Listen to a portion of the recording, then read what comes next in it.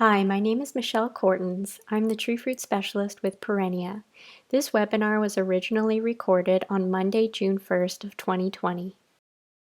With this presentation today, my focus is going to be on chemical thinners, but nothing I say today should really uproot your chemical thinning program. I'm just hoping to go over some of the tools that are available to help you make decisions. So the most important element of thinning is, of course, your wisdom and experience. So, you've amassed a lot of knowledge over the last few years. So really use that to your advantage. And I'm hoping that some of these new tools will really help you out. It's really as much an art as it is a science. So today I'm hoping to touch more on the science part, and hopefully you have some experience with the art side of it. So before we really get going on the science, I do just want to mention this really basic tool that I've put together in recent years. So this is the 2020 Apple Calendar for thinners and growth regulators. And this is a guide that's broken down by growth stages. So it lists all of the products that are available, the crops that they're registered on. So not just apples, but some of the other tree fruit crops. It also mentions the pre-harvest interval, the re-entry interval, and some specific notes about those products. And new to this year, I did note a few of the rain fast periods for these plant growth regulators as well. So I hope this is a tool that you can just quickly refer to get some of the really essential information. There's also a range of rates there for some of the thinners, but it's such a wide range that you really have to use the rates that you're comfortable with. I'm not really going to touch on the rates today because it is so variety and farm specific. So, we can kind of talk about that after if you're interested, kind of one-on-one. But today the main goal is going to be deciphering these thinners and how they tend to work. I'm also going to just remind you of some local research results that have come up over the last few years. And as I mentioned, some really neat new tools to help you with making decisions with such a complicated process. So the first thinner I want to talk about today is used during blossom thinning, and it's called ATS, ammonium thiosulfate. And for us here, we might have missed the opportunity to apply ATS this year. Might be getting a little late, but I still want to go over it just in case some of you want to give it a try and might have still an opportunity this year. I'll touch on how it can be challenging. Like this year, we had that high fire blight risk, and if you wanted to put it on, then you had to put a strap on beforehand anyway. So there was already a really narrow window for getting that strap on for fire blight, and that would be your main priority. And worrying about ATS would be kind of challenging this year. So ATS is a blossom thinner. It does have a good potential for payoff because this thinning is happening really early in the season. It's being promoted in Michigan State as part of their nibble thinning program. They're trying to do more precise thinning. So I think there's some interest increasing in other regions as well. I like to understand how it works to try to reduce the inconsistent results from year to year. So it can also kind of appear scary to put a thinner on when you've got all these flowers out, and you could be worried that you're gonna kind of blow your whole crop off. But when you understand how it works, I think it makes a lot more sense and reduces the risk that something drastic like that would happen. So what ATS does is it interferes with fertilization. So let's just go back to the process of fertilization. So here is a close-up of a flower, and I've circled the stigma here, and this is where the pollen grain lands. It could be transferred there by bees. And when that pollen grain lands there, it then starts to germinate.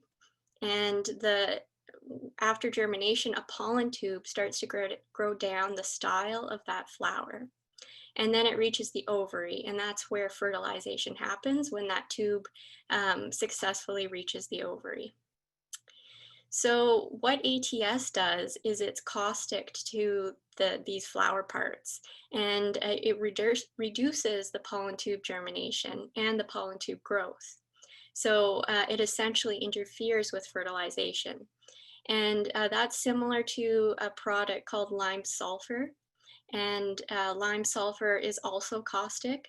So I really like this visual that was done in a study where they made the pollen tubes fluorescent. They stained the pollen tubes so that we could actually see them germinating and growing.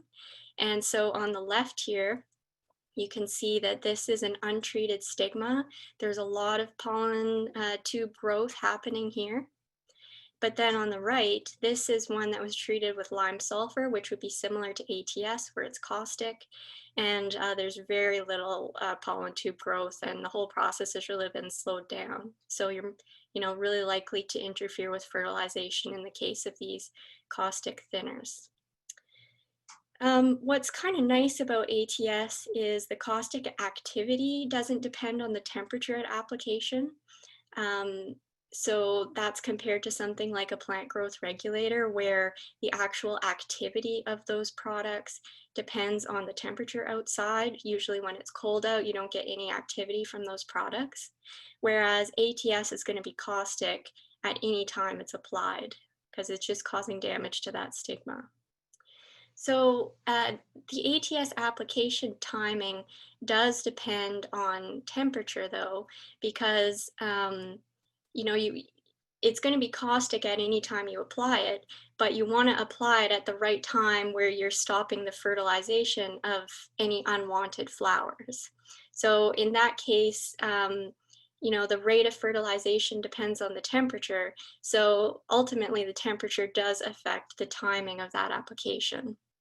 So if the goal is to stop the fertilization of those unwanted flowers, then you want to stop the pollen tube from reaching the ovary, basically. So if we want to think about how much time we have to stop the fertilization, then we have to think about how long it takes the pollen tube to actually grow. So if you look here in this example, this is from the stigma to the ovary, and on this flower, it measures 12 millimeters in actual distance. So basically that means that the pollen tube has to grow 12 millimeters in order to fertilize that flower. So in this example, research in the US has shown that the pollen tube can grow at a rate of 0.02 to 0.3 millimeters per hour. And that depends on the temperature. Obviously, at cooler temperatures, very slow growth, and at warmer temperatures, a much faster growth rate. And it also depends on the variety. So they've determined it for a few different varieties. So the goal with that ATS application is to apply it, you set a target number of flowers that you want to keep on the tree, and then what you do is you want to remove all of the flowers that bloom after those original flowers you want to keep have been set on the tree and fertilized. So traditionally, it's been said that you could put the ATS on between 80 and 100% full bloom. This would be, fairly conservative. It's at the tail end of bloom. And the thought now is that you might be missing an opportunity if you're waiting that late to apply it. Depending on the temperature, you might be able to apply that sooner if we consider the pollen tube growth rate. So we basically, it would be nice to have a tool where we could target the application timing before any of those lateral flowers become fertilized. So here's an interesting visual to show you why the timing of that ATS application really matters.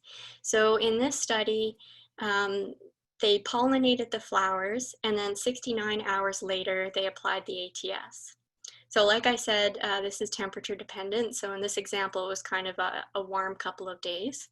So, but within, after 69 hours, they put the ATS on, and there was still 100% fruit set, because those flowers had the opportunity to become fertilized. The pollen tube growth was a success to the ovary. But then when 43 hours later they applied ATS, there was only 33% fruit set because some of those flowers were successful in being fertilized and some of them were not. And then when they pollinated the flowers and 4 hours later they put an ATS on, there was 0% fruit set because that's way too short of time for the pollen tube to grow to the ovary. So there is a tool available in the US. It's called the pollen tube growth model, and what it does is it considers that temperature and the time for fertilization to take place. So it calculates the growth of that pollen tube based on hourly temperatures. So if you did want to take a look at this model, the kind of data you would need is to actually get out, look at the flowers in the block of interest and measure the average length of the flower style. So all the way from the stigma to the ovary. And you want to start the model when you see the target number of flowers open that you want to actually keep.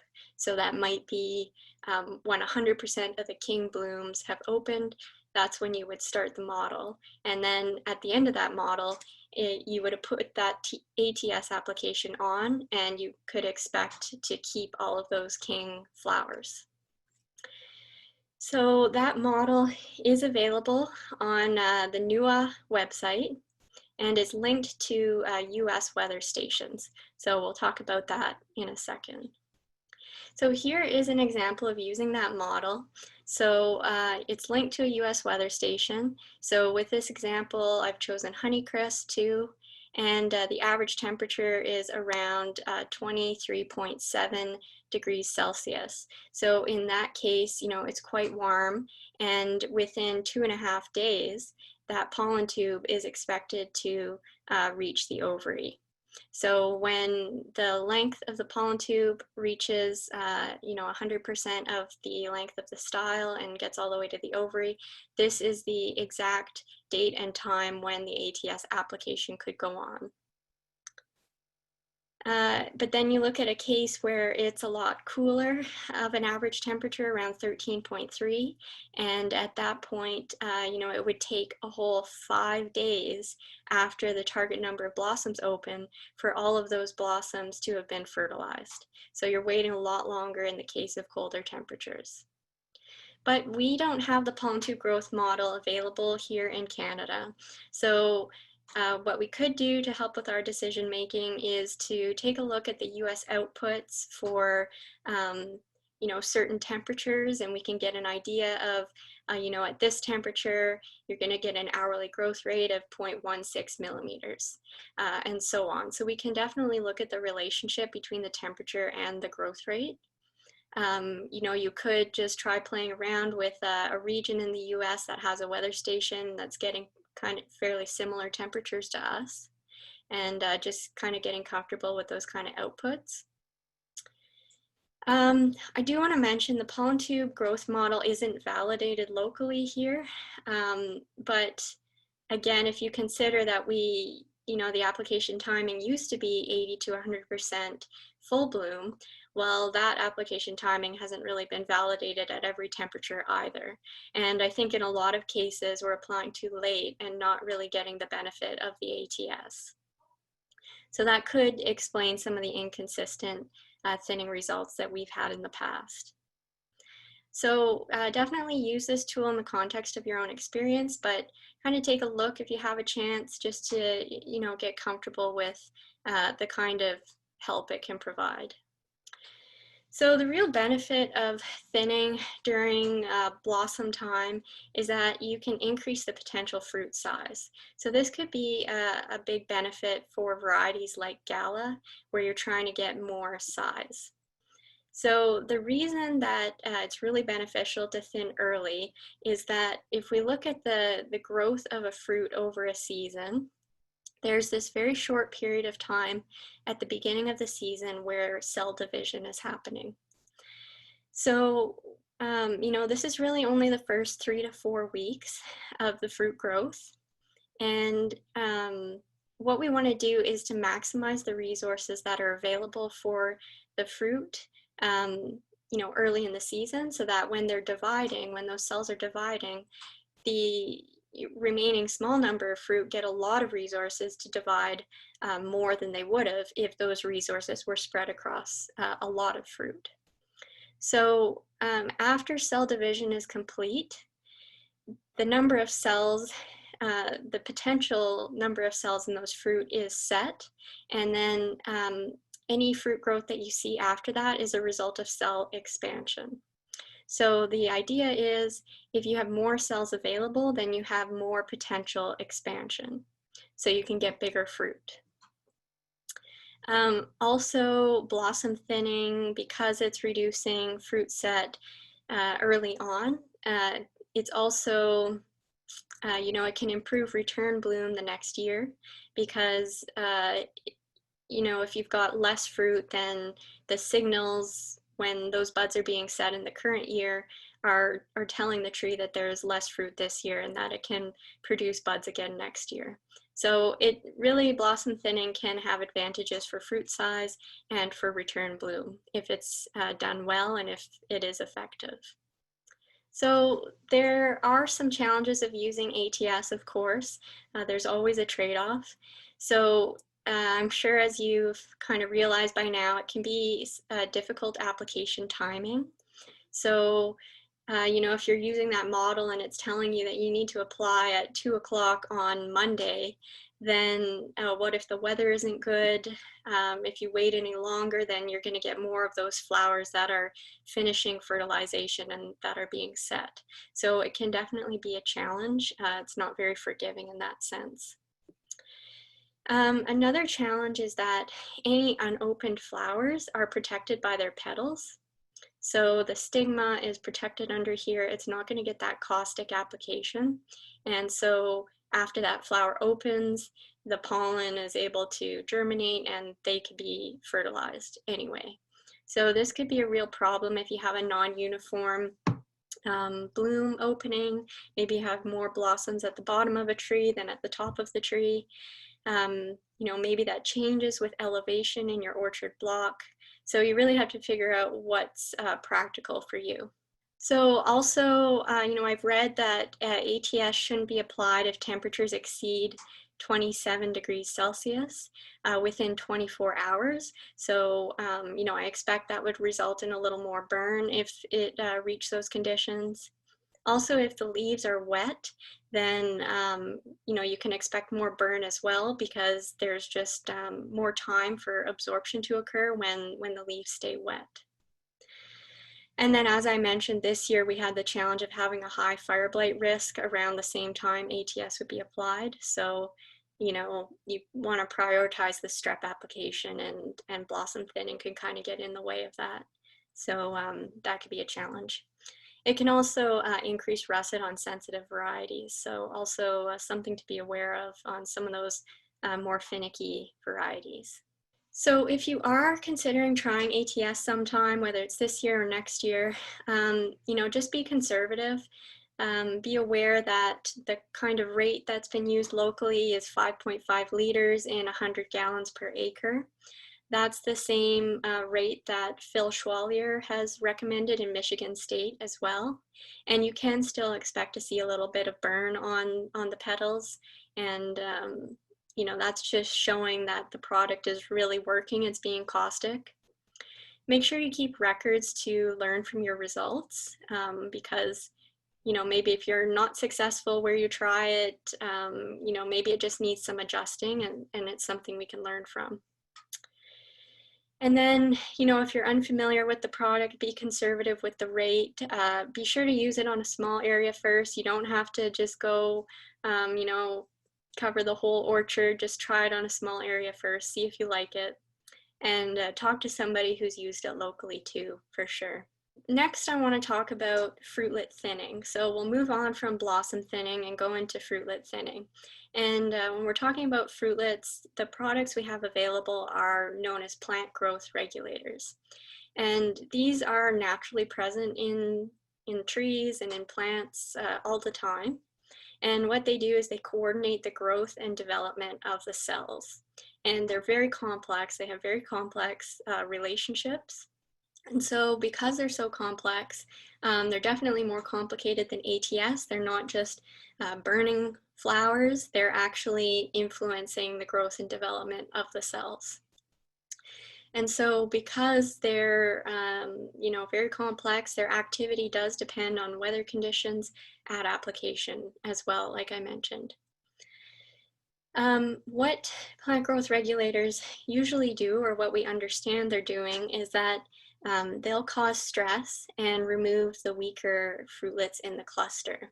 So, the king, if it's strong and it's growing quickly, it generally stays, whereas some of these lateral fruit are at a disadvantage, and from the stress of the plant growth regulator application, they tend to be the ones that are taken off. Our greatest understanding of the plant growth regulators kind of relates back to the carbohydrate status of the tree. So what I want to kind of explain here is how that carbohydrate status can change based on temperatures and day and night. So you look at a tree here, it's photosynthesizing during the day, of course.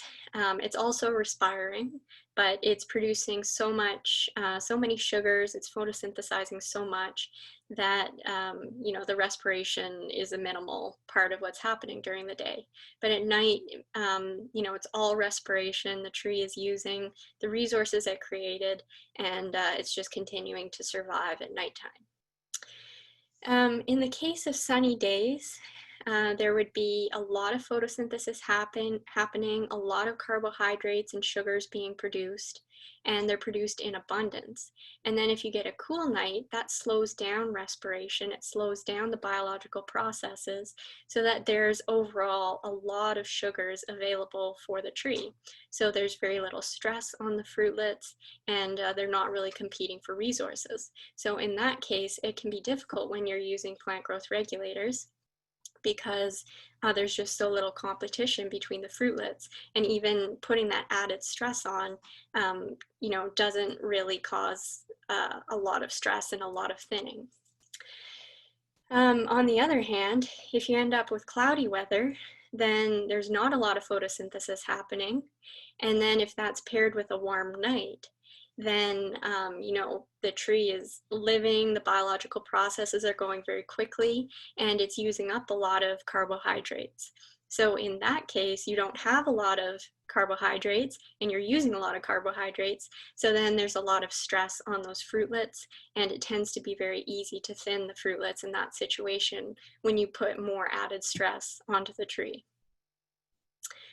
In the US, research has shown that the 2 days before the thinner application and then the 4 days after the thinner application are when the temperatures really matter and when this kind of relationship can be predicted.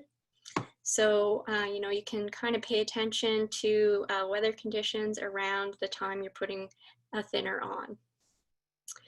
There is an actual model in the US that will predict the carbohydrate status of the tree. Unfortunately, we don't have access to that in Canada yet, but we can just consider this relationship and try to adjust the rates of the thinners based on the temperature. And it's also relying on the 4-day forecast, so that can definitely change, but we can do the best that we can based on the forecast. There are some ideal temperatures where you can expect to get some good activity from the plant growth regulators. That's usually in this, narrow, moderate range of 21 to 24 degrees Celsius. And the weather, this temperature seems to be more important than the ideal fruit size. So, fruits are very responsive between 7 and 12 millimeters, but if you have to apply a little sooner at 5 millimeters or a little later at 18 millimeters to get within that good temperature range, then I would, recommend waiting for that temperature range where you're going to get some good activity. If you do look at the labels for the products we have available, they do say that there is a minimum temperature when these products should be applied. So, that's not much lower than 16 degrees for fruit tone, 17 for 7, and 18 for Maxell. And then on the other hand, if there ever is the case where temperatures are 30 degrees Celsius, there can be some issues. So just check the product label for sure. There's a lot of warnings on the thinners. Just make sure you refer to all the directions that are stated there. So now I want to go into a little more detail about the science of these individual thinners. They're pretty finicky, so let's just talk about how they actually work. So 7 is a very commonly used thinner, and this one is really interesting because we don't actually know how it works. We don't know how it thins. And I find that so interesting. There's been research trying to figure out for the last 50 years on how 7 thins. And how it works is really unclear. So we know what it doesn't do. It doesn't affect the seed viability. It doesn't affect the ethylene production or like the maturity hormone. And it doesn't affect photosynthesis.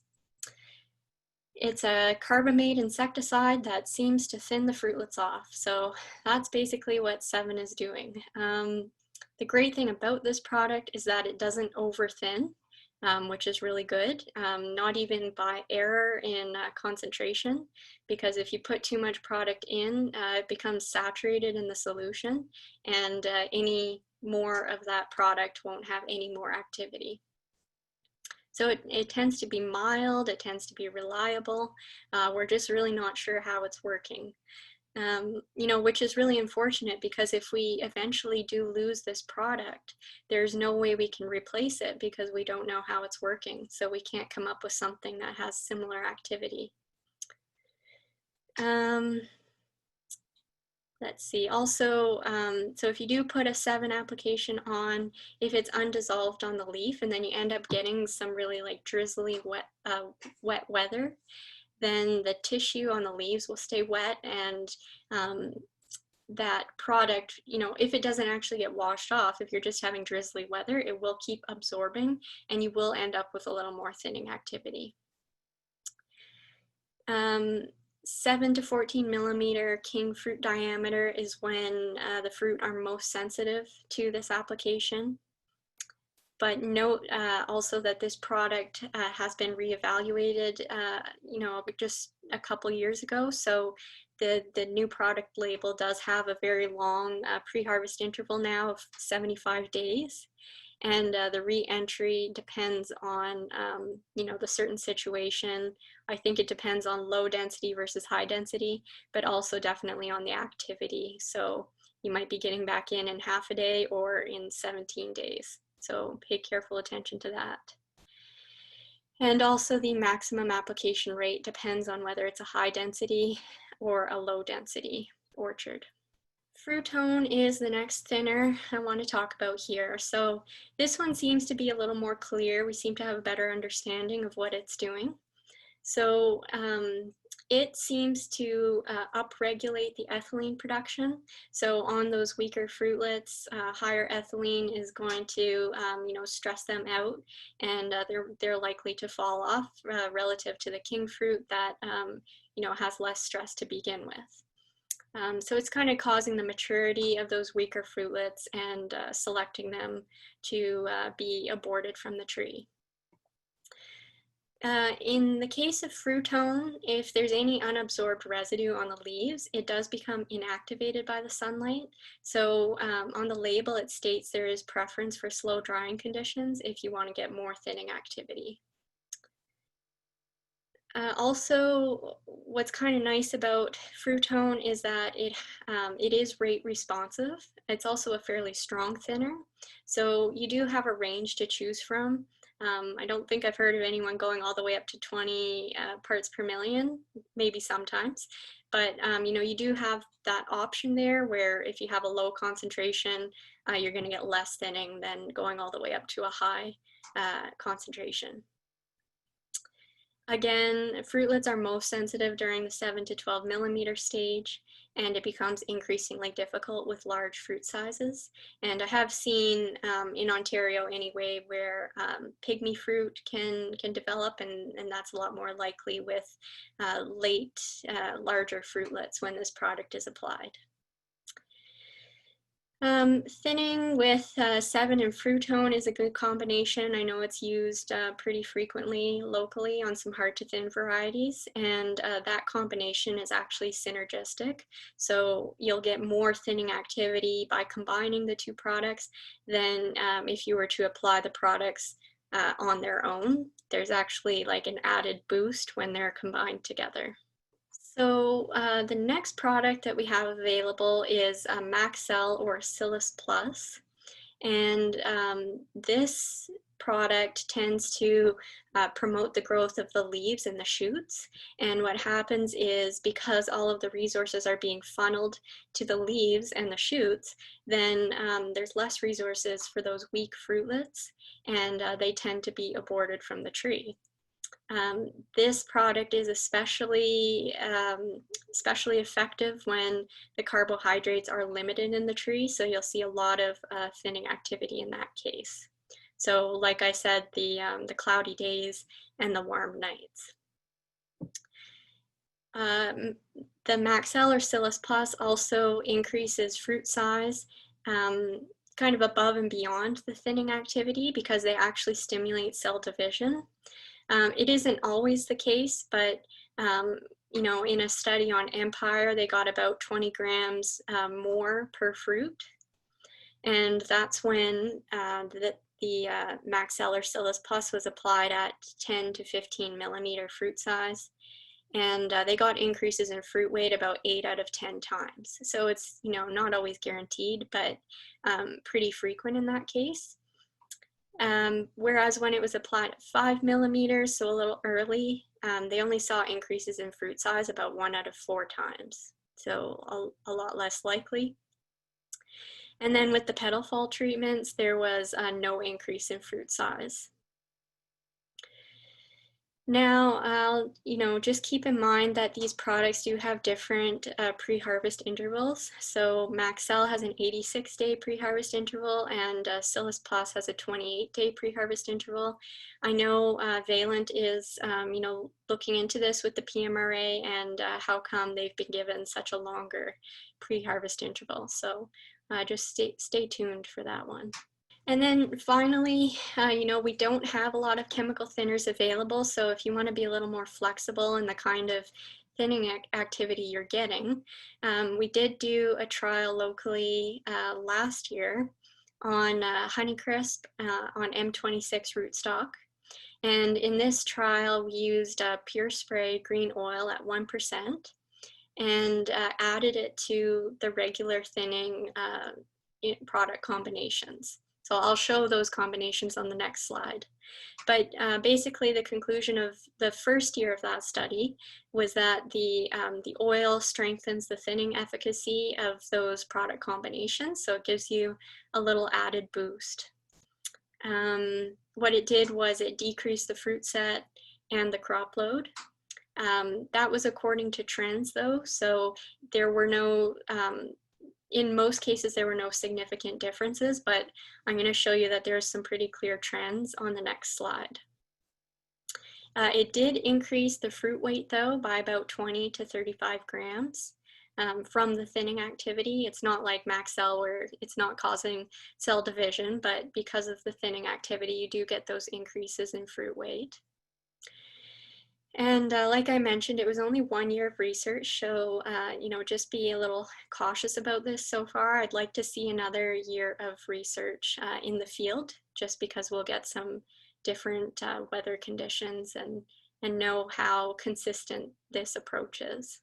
So this is the study, like I mentioned. So we had an untreated here, a hand-thinned comparison, and then 7 on its own compared to 7 with oil, 7 in Frutone compared to 7 with Frutone and oil, and 7 in Maxell compared to 7 Maxell and oil. So in all cases with oil, they're bolded. And What we can see here is that there's this trend where you add oil, you get a reduction. You add oil, you get a reduction.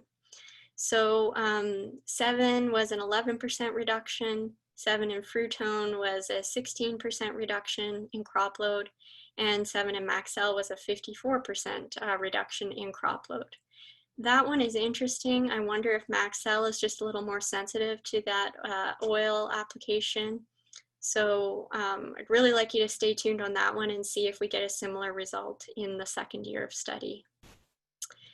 I do also want to point out this wasn't the best year to encourage additional thinning because, the untreated crop load was already quite low. This was on Honeycrisp again.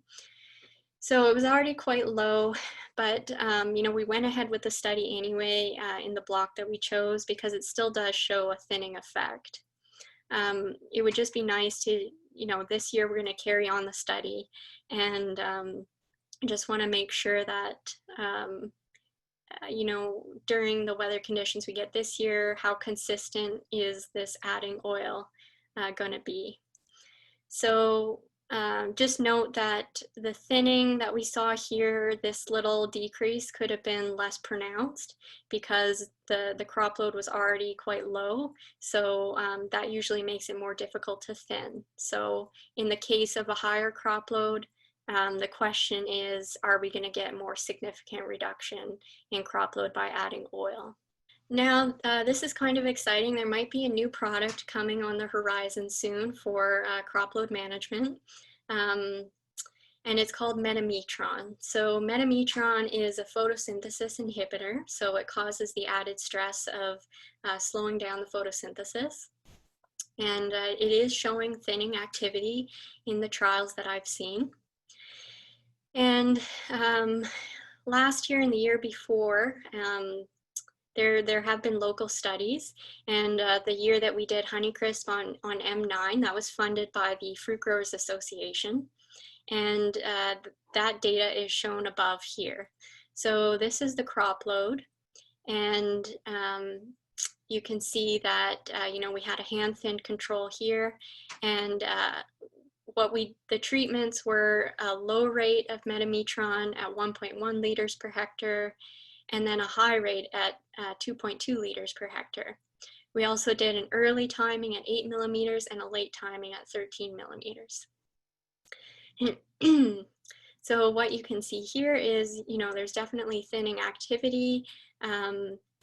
If you were to compare the low rate and the high rate at the same timing, that would be the blue with the pink. So some added thinning activity there with the higher rate. Not significantly different, but according to trends here as well. So we'll definitely have to do more research on this. But then, you can see at the early timing here with the low rate, it's kind of promising.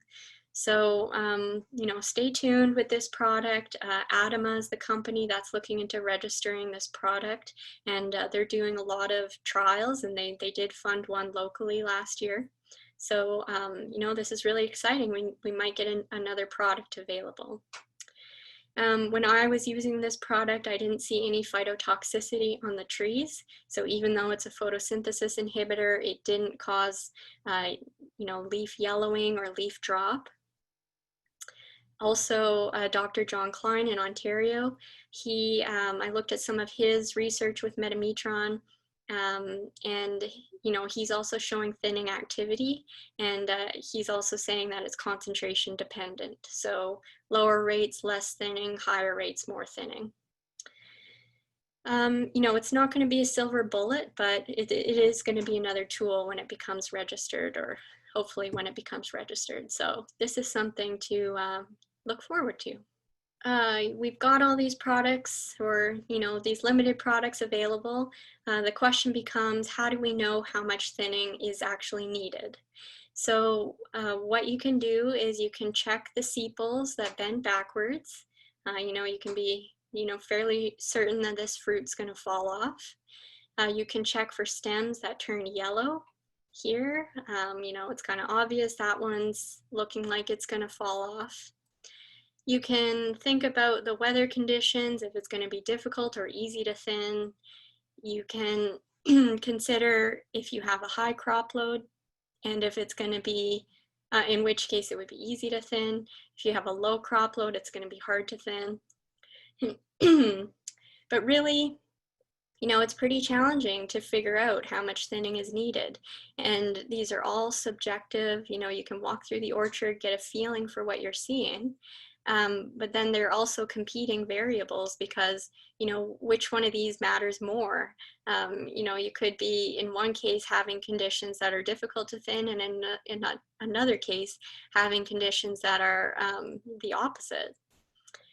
So that's kind of challenging, and some people might prefer data to help with their decision making. This year, we also have the added challenges with COVID.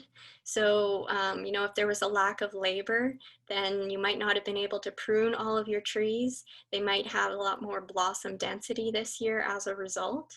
If you weren't able to take off big limbs, there's a lot of fruit on those limbs, and you could have, up to double the blossom density that you would have in a usual year. Also, in some cases, there might be less help for hand thinning as well. So, you don't want to wait until hand thinning to take a lot of the fruit off of the tree. In other cases, they had a light crop load last year, and there's a good return bloom this year. So again, that would, mean that you've got a lot of fruit on the trees.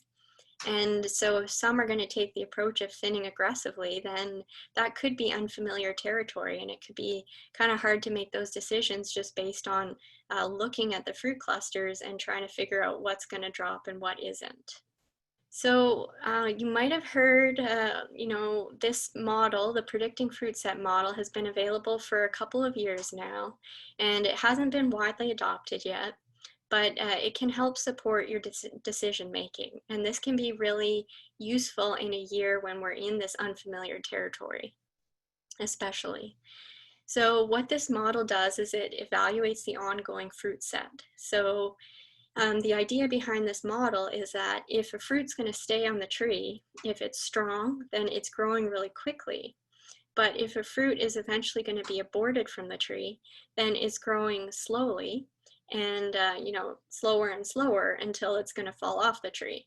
But if you're actually monitoring that fruit growth, it's predictive. So you don't have to actually wait for the fruit to fall off the tree. You can know like a week in advance of when that fruit's going to actually fall off the tree.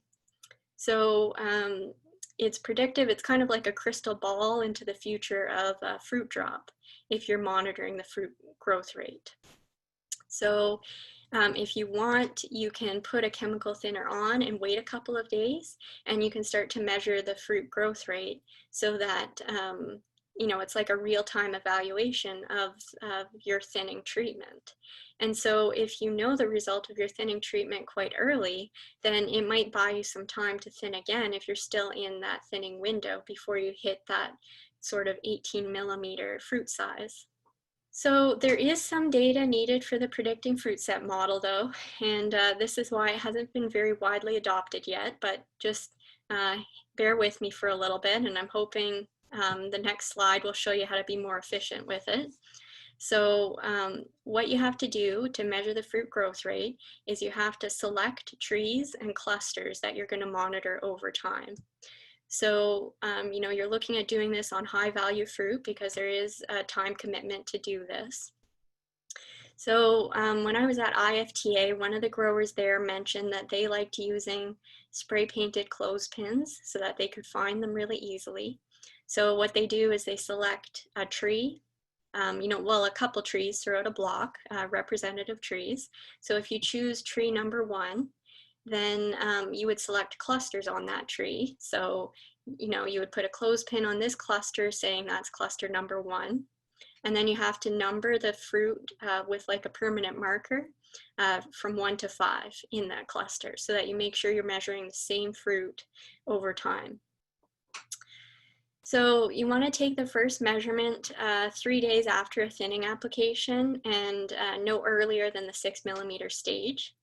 And then you have to continually measure the size over time every 3 to 4 days. it definitely takes time to measure these fruitlets, and I think a big part of the time commitment is when you're in the field with a clipboard, one person's counting, the other person is recording, and then you have to go back to the office, punch in that data to Excel, make sure you've transferred it correctly, and then analyze it. So I think that's a pretty time-consuming part of the process, and maybe why this model hasn't been very widely adopted yet. So Perennia did develop an iPhone app just over the last few months, and this app is going to help you record the data. So smartphones are handheld, so you can have the smartphone in one hand, you can have the digital caliper in the other hand. So the question is, if it's more efficient, will you give this a try? So I'm hoping some people will be willing to give this a try. So the big benefit is that the iPhone app has a large keyboard, so your thumb can just hit the numbers, and then also you're entering all that data into the phone, and all you have to do is export it to Excel. So you just email the file to yourself, open it up on your computer, and then plug it into the predicting fruit set model. Now, this app is $29.99 a year to subscribe to these features. The reason we decided to do this is I want this app to be sustainable. The thing with apps is they need to be updated over time as requirements change in the App Store. So charging that small fee is going to help this be sustainable. I don't want it to, fall out of service. I want it to continually be updated and maintained. Oh, we got a question here. Will this app be made available for Android phones? Not yet, but if there's a lot of demand, then I can see us considering doing that. So let me know if you're interested. For sure. So right now it's only for the iPhone. So that's a good question. Thank you. It's going to be available any day now. I was hoping it would be available for this webinar, but we just submitted it to the App Store yesterday, and the App Store reviews every app that gets submitted to it. So I'll let you know as soon as that's available. So what I want to do now is play a short tutorial so that you can see how this app is used. Hello, I'm Michelle Cortens, the tree fruit specialist at Perennia who envisioned the Orchard Tools app. In this video, I'm going to show you how easy it is to use the tool to record data and how it can be useful to track the fruit growth rate. Because research has shown that fruit growth rate can help predict if fruit will drop or persist in response to a chemical thinner. So we'll start out on the main screen here on the app where we'll choose the fruit diameter tool. And we're going to create a new project where we can record the data. So to create a new project, choose the button on the bottom of the screen.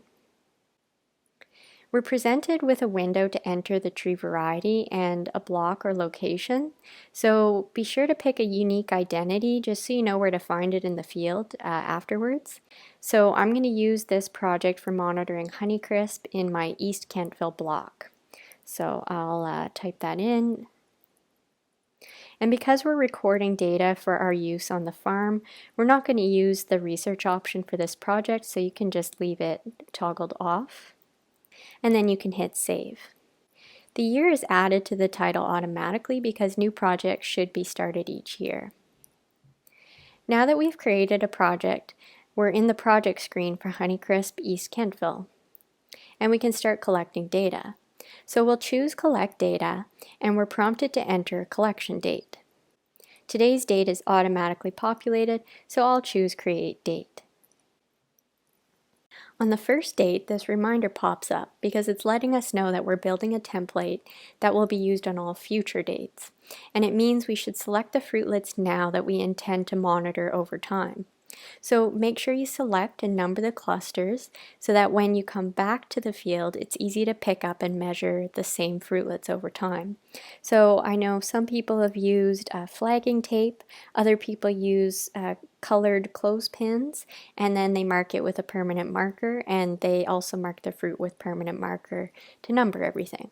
So you can access this reminder again in the help menu later. Now that we're here, you can see that we've got a nice big keyboard for entering the diameter of the fruit, and we have this option to include a decimal as well, depending on how precise you want to be with your measurements. Now I'm in the orchard at the tree that I've labeled number 1, and diameter is usually measured using a digital caliper, so I've got that on hand. And now that I put it on the fruit, the caliper says that it's 5 millimeters in diameter, so we'll enter that value and press save, then it automatically moves on to the next fruitlet. The sound is built in to reassure us that we've pressed the button. Just above the keyboard there, you can see the tree cluster and fruit number that we're currently entering. So you can see that the fruit number has changed to a number 2. As we move along, we enter the diameter for all 5 fruit in a cluster, and then it automatically moves us on to the next cluster. If a fruit is missing, just save a 0 in its place to indicate that you haven't missed a measurement. Okay, now that we've recorded the diameters for 10 clusters on the first tree, we're ready to move on to the next tree. Use the Next Tree button.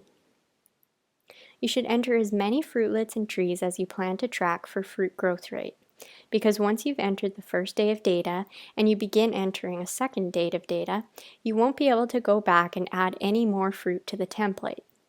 You'll also need to make sure that when you finish, you end on the last fruit of the last cluster. In other words, don't leave any clusters unfinished. So when we're done data entry, we can close the keyboard because the data is saved automatically. So now that we've got the first day of data, let's say that we've come back another day and we want to measure those fruitlets again to see how much they've grown. So in our diameter tool, we can enter a new collection date. And then you can see here that we've already got all the fruit that were measured last time that are identified for us. Now we can simply go through and enter the diameters for those fruit on the second date. And we can repeat this process several times to track the fruit growth rate over time. Going up to the project options, whenever we like, we can export the data. And this will take everything we've recorded in this project so far, and it'll generate a single exported CSV file. And this is like a file that you would generally open in Excel. And I'm going to email it to myself so I can open it on my computer. So now we're at my computer and I've opened the file from my email. There it is with all of our measurements on all of the dates that were created. File name is what you named the project in the app. And you'll notice that any data input as 0 for a missing fruitlet is automatically changed to a blank space as required by the model. And that model is called the Predicting Fruit Set model. It was developed by Dr. Dwayne Green at UMass, and the spreadsheet was then designed by Phil Schwalier with Michigan State University Extension. So to get a copy of the model, visit apples.msu.edu and click on the tab for horticulture. When you scroll down the page, find the thinning section and you'll find the Predicting Fruit Set model. So now that we have the Predicting Fruit Set model open here, and we have the CSV file generated from the Orchard Tools app on the right, we can copy and paste our data into the input page of the model, making sure to line up with the appropriate tree and cluster identities, because I've recorded 10 clusters per tree, but the model allows up to 15 clusters per tree. The data automatically fills out all of the appropriate cells for the model, and then you can use the model as you normally would. The Orchard Tools app will help you move away from the clipboard to input data digitally. So I hope that this video has given you a good idea of how you can use this handheld tool to record fruit diameter over time and use it in tandem with the Predicting Fruit Set model. I highly recommend leaving untreated trees to evaluate your thinning program. So if you don't leave untreated trees, you don't know if your thinning program has been effective or if you just had really high natural fruit drop that year. So I definitely recommend adjusting your, you know, leaving the untreated trees so you can adjust your practices in the future. That will, hopefully reduce your risk because you're getting some feedback on your thinning program, and also hopefully save you money in the future. So if you want to do this, flag off 5 trees and don't thin them. You can revisit those unsprayed trees after the fact and visually, try to figure out if there was low, moderate, or high fruit drop. But if you actually want numbers to back up your subjective measurements, then you could time a crew member hand thinning the control tree versus the chemical thinning trees. Do a couple trees just to, 5 trees of each just to get a good idea. Also, what you could do is the app has a few different tools. So the app isn't just for measuring fruitlet diameter. There's a few other tools on there like the number of fruit per cluster. So you can just hit a button from 1 to 5, so really quick. You could use that counter in the app to compare the untreated and the treated trees. So in the end, after all of this, the very complicated chemical thinning, it's never going to be perfect. And usually, almost always, you have to follow up with hand thinning because those chemical thinners aren't going to do the detail work that you can distinguish going through hand thinning. But the real goal with the chemical thinning and even this precision thinning idea is to save time using chemical thinners and get really close to your target fruit load so that when you are hand thinning, it's going to be a really quick process. So thanks for joining me today, everyone. This is my first webinar, so I hope it worked out okay. I'm sure you could all hear me because you stuck through to the end.